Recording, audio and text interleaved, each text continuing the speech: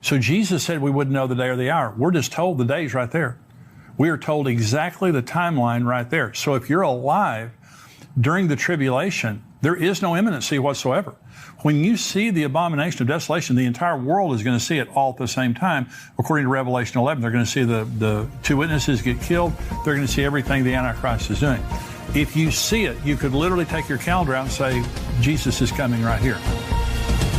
Welcome to the Tipping Point Show. I'm Jimmy Evans. On today's program, I'm talking about two raptures. Are there two raptures? There's a lot of confusion about, is the rapture before the tribulation? Is it after the tribulation? Are there two raptures? I'll be talking about that. I'm also going to be talking about a news article right now about Iran and Israel, the bombings that have been happening. The Islamic Jihad, Palestinian Islamic Jihad, has been bombing Israel. Almost 1,000 rockets have been fired. Probably by now there's been over 1,000. This is a great escalation now in the battle, really the war between Israel and Iran's proxies. I'm going to be talking about my opinion about what's going to be happening. That's the subscriber portion. The teaching is going out to everyone, including YouTube, but the subscriber portion of the program today, I'm talking about that. I'm also answering questions from our subscribers. These are some of the questions I'll be answering. The first is, why do some people get to make mistakes all their lives, be the worst person for decades, and then find their way to Christ? And some people die when they're still young and dumb and haven't really had a chance to figure that out. Does God already know their future, that they would never turn around, and so he lets them pass away early into damnation? Here's another question. What happens if you're pregnant during the rapture? Another question. Why does God bind Satan for 1,000 years instead of just throwing him into the lake of fire with the false prophet and the Antichrist? Those are good questions. I'll be answering those questions today. Again, this is the subscriber portion. When I talk about the news articles, when I answer questions from subscribers. If you're watching on YouTube, I want you to become a subscriber for $7 a month, $77 a year. You don't just get the full program here. You get Dr. Mark Hitchcock's podcast tomorrow. Wonderful podcast, Marking the Times. All of our articles, Q&A that goes on all week long in the news articles and things like that. So I want you to become a subscriber of endtimes.com. So the question today, this is actually a question from Becky. And I read her question, and what I wanted to do was just to unpack this fully and not answer it quickly. But here's Becky's question. Is Matthew 24 written in chronological order of events? The tribulation is mentioned prior to the verses that speak to the rapture. Reading it chronologically, it would make a good argument for a post-tribulation rapture. And Becky, I'm so glad that you asked that question, because this is something I needed to patiently talk about for a long time. And that's why I'm so glad you asked that question, so I can talk about this today. A lot of people get very confused related to Matthew 24. Matthew 24 should help people, but really it confuses people. It confused me too for years, because it does talk very specifically about a post-tribulation rapture, a very graphic description of a post-tribulation rapture. Okay, so Becky's question begins with, is Matthew 24 written in chronological order? The first part of it is, the second part of it is not. Okay, so let me answer it this way. So let's go to the first part of Matthew chapter 24, and Jesus is being asked, what's going to happen at the end times? And he answers chronologically, okay, to a certain point. This is Matthew 24. Jesus went out and departed from the temple, and his disciples came to him to show him the buildings of the temple. And Jesus said, do you not see all these things? Assuredly, I say, yet not one stone will be left here upon another that shall not be thrown down. Now, as he sat on the Mount of Olives, the disciples came to him privately, saying, tell us, when will these things be, and what will be the sign of your coming and of the end of the age? And Jesus answered and said to them, take heed that no one deceives you, for many will come in my name, saying, I am the Christ, and will deceive many. And you will hear wars and rumors of wars. See that you are not troubled, for all these things must come to pass, but the end is not yet. For nation will rise against nation, kingdom against kingdom, and there will be famines, pestilences, and earthquakes in various places. All these are the beginning of sorrow. So let's stop right here. So Jesus, these are the birth pangs. This is where we are right now. By the way, we're seeing many of these things happening right now, and the pieces of rebuilding the temple are in place. So if you want to see firsthand the places being discussed in these verses, many other key end times locations, plan to join Pastor Ed Young and myself this December for our tour of Israel. We're going to have a great time. Pastor Ed Young and myself, we're taking a very large group. There's still room for you. And by the way, we have 5-star groups that are staying in the best places. We have economy groups. There's different price ranges that you can pick when you go. So if you want to stay in the best hotels and have all the best accommodations, we have places for you. If you want to go more of an economy route, we have that also. Again, go on endtimes.com and sign up to go to the Israel trip coming up this November.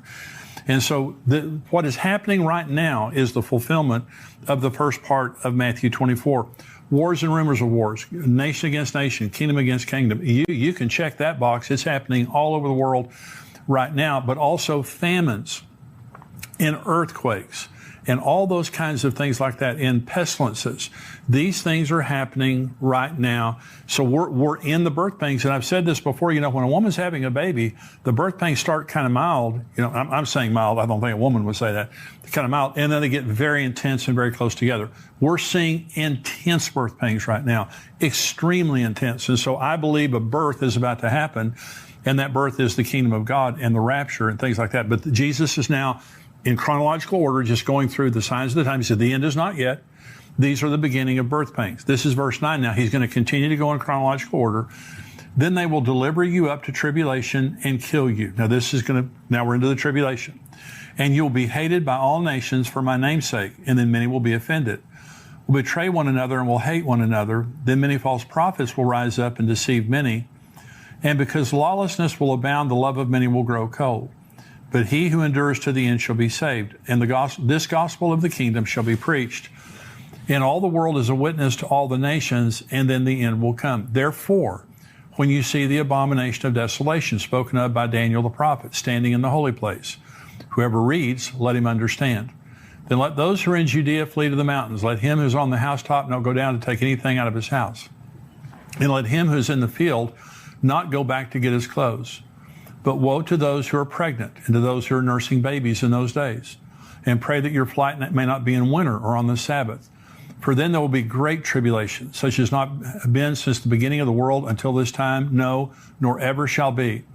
And unless those days were shortened, no flesh would be saved. But for the elect's sake, those days will be shortened. Then if anyone says to you, look, here's the Christ, or there, do not believe it.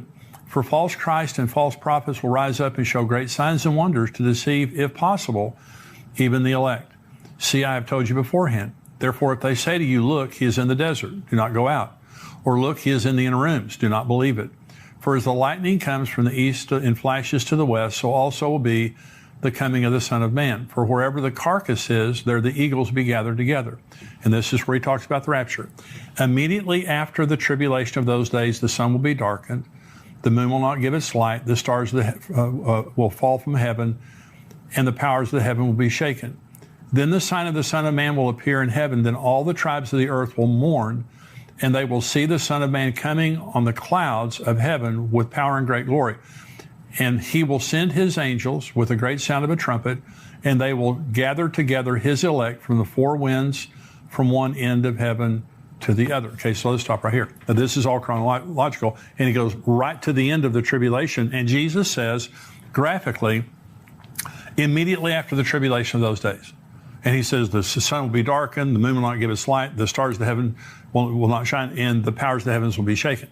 So he's describing a very, very terrible time. And he says, unless those days have been shortened, no flesh would have survived. So let me first of all begin, because in the last program, I was talking about the case for a pre-tribulation rapture, okay, which I hope I made clearly.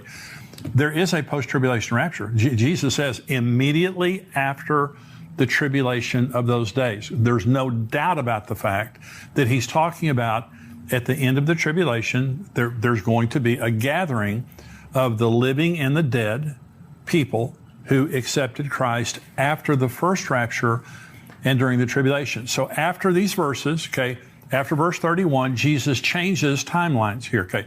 He's not on the same timeline. Jesus is now talking about preparing for a pre-tribulation rapture. And I'll prove this to you. Now, this is verse 32. Learn this parable from the fig tree. Now, he's changing. This is different. He's no longer talking about the tribulation. Learn this parable from the fig tree. When its branch has already become tender and puts forth leaves, you know that summer is near. So you also, when you see all these things, know that it is near at the doors.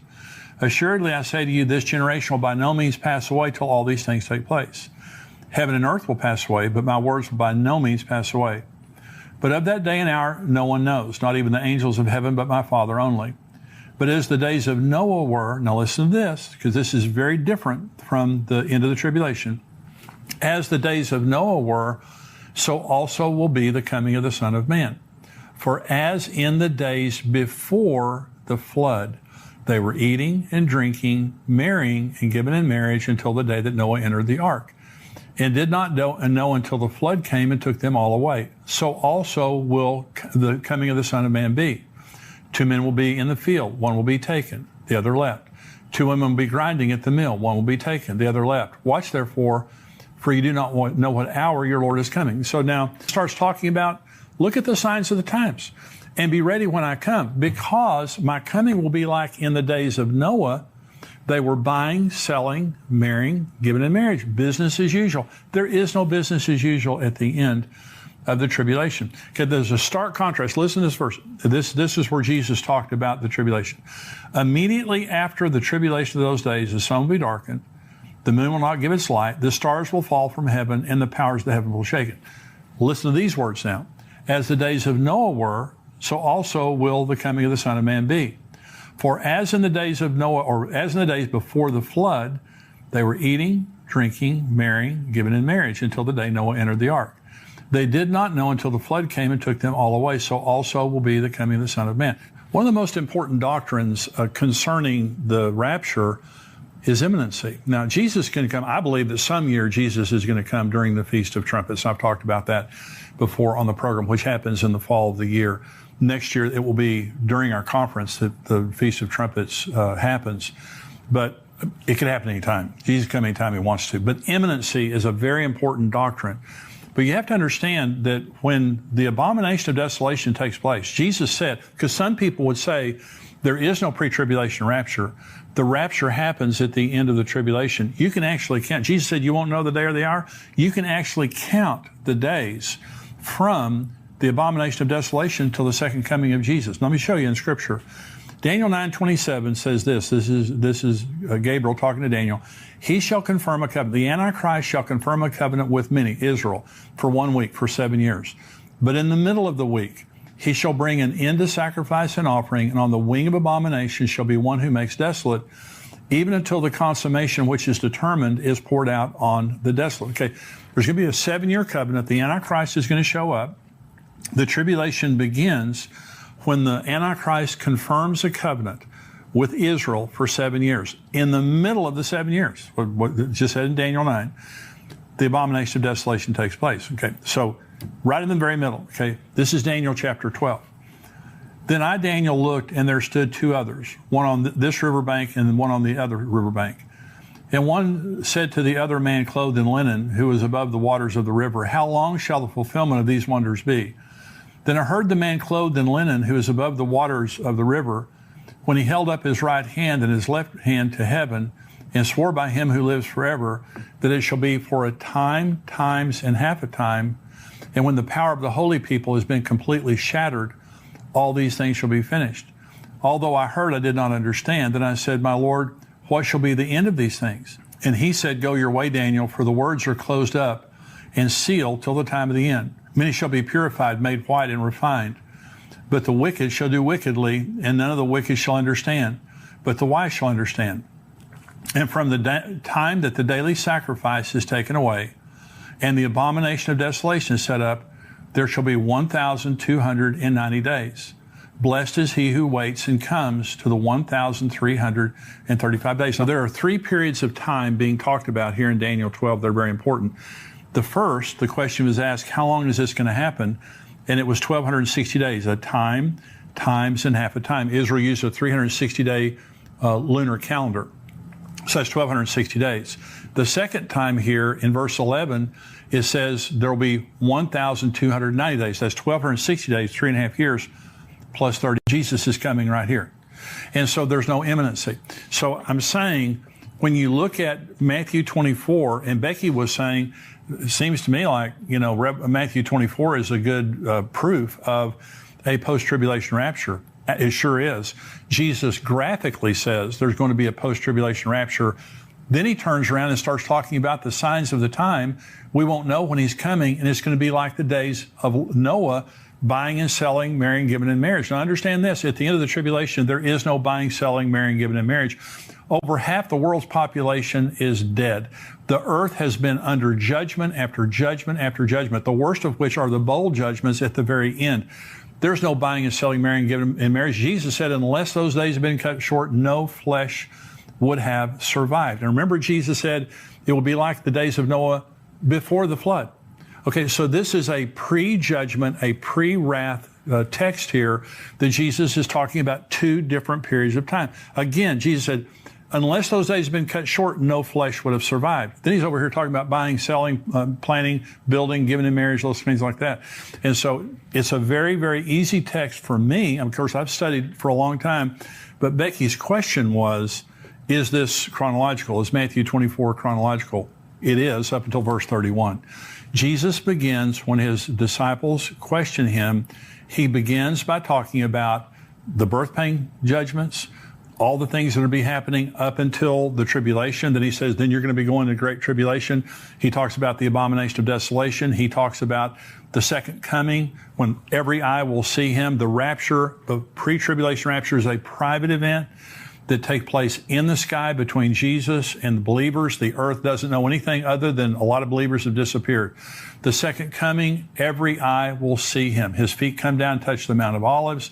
There's going to be again a great rapture of the saints, the living and dead saints. People have been saved during the tribulation. So when you read the full text of Matthew 24, you see a chronological account that Jesus gives from verse 1 all the way down until verse 31. Then he changes and said, look at the signs of the times.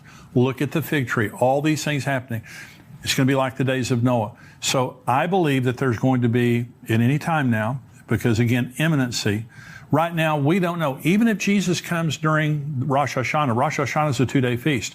You still don't know the day or the hour. Even if you knew. And by the way, Rosh Hashanah is known as the day that no one knows by the Jews. That's one of the ways that they talk about the Feast of Trumpets. And so I believe some year Jesus is going to come during the Feast of Trumpets, but he could come anytime he wants to. Okay, I could be wrong about that. And so, and by the way, the fulfillment of the Feast of Trumpets could be the Matthew 24 rapture at the end of the tribulation, because Jesus said he's going to come with a trumpet then too. I believe in imminency, and I believe that we need to look at Scripture very carefully. So Matthew 24 is chronological up to verse 31, then it's not. Jesus goes back to before the rapture of the church, a pre-tribulation rapture that he graphically describes there. And so that's what I believe. There are two raptures, one before. So if you're confused and you think you have to choose either a pre-tribulation rapture or a post-tribulation rapture, you don't have to choose. There's two of them. Why is there two? Because there's two groups going. There's the church today. I'm a part of the church. If you're a believer in Christ, you're a part of the church. Okay. When the rapture comes, we're all going to be gone from here. But then after the tribulation begins, Revelation 7 talks about a massive revival that takes place during the tribulation. There'll be many people martyred and many people that die of the judgments that happen during the tribulation. But the good news is they're saved. Some people will actually survive on the earth, the tribulation. One way or the other, at the end, they're going to be gathered up just like we were. They'll be a part of the church. They'll rule and reign with Jesus for 1,000 years. And so that's what I believe. I believe that Matthew 24 is another text that very graphically describes a pre-tribulation and a post-tribulation rapture. I want you to be a part of the first group. And I want to remind you, we have the book. My daughter and I wrote a book called Where Are the Missing People? It's a book to leave behind. It's that you put it on your coffee table or on your nightstand in your car, your apartment, your dorm room, your office, wherever. It's something that you just put there, because when the rapture happens, the number one question everyone is going to be asking is, where are the missing people? Where are these missing people? And they'll pick this book up. It'll lead them to the Lord. It'll also tell them what's about to happen in the world and how to deal with it, to know what's happening during the tribulation. So that little book there, you can get it on xomarriage.com. You can get it on missingpeoplebook.com. And if you're buying more than one, we have great discounts there. You can also buy it on amazon.com. But we wrote that specifically for all of us who are expecting the rapture to happen. Just have that laying there for people to be able to read.